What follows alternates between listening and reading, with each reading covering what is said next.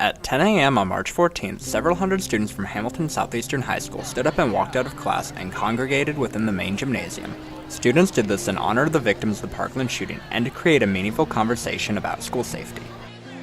As the crowd settled into the stands, Senior Class President Joe Bergen addressed the crowd. Following his address, Yashi Fogat read aloud the names of the 17 victims of Parkland. The event followed with a minute of silence in memoriam of those students. After the minute had passed, HSE students Lawrence Stincato, Maddie Kennedy, and Clara Edwards spoke on the events of Parkland and the students who are keeping the issue of school safety in the public light by speaking to their representatives, marching, and using social media.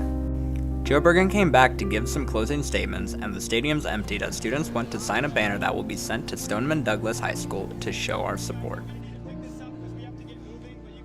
After the walkout, I talked with several students about why they decided to walk out of class today.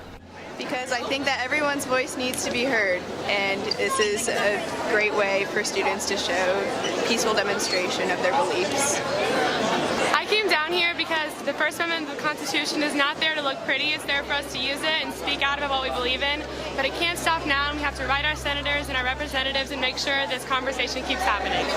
This is just something that I'm really passionate about. I do not believe that something like this should ever be able to happen again, and I felt like just showing my support to the victims at Parkland, and really just I wanted to exercise my voice and share my opinion on this stance.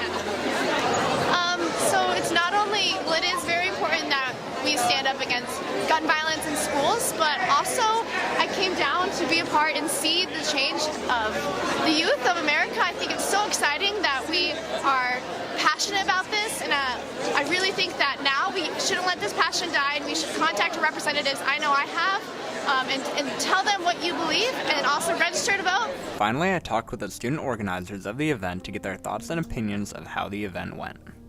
I think it went really well. Obviously we had a lot more people show up than we expected, but I'm just happy that we were able to have a mature and honest conversation about the issues that matter to us, and hopefully we inspire some more young people to use their voice going forward.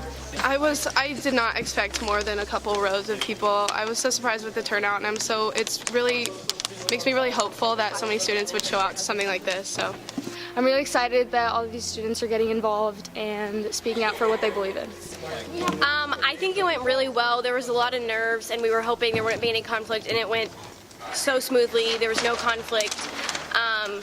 And I'm really glad that everyone was listening, and we were all able to come together as a school and help make a change and listen and have thoughts for the victims. I am so impressed and inspired by all of my fellow students that came here today. I didn't expect even half of this as a turnout, and I just think it shows that us young people are using our voices, and I think it shows the courage and the strength that we have, and I couldn't be more proud of my student body. Reporting for HSETV, this has been Ian Baker.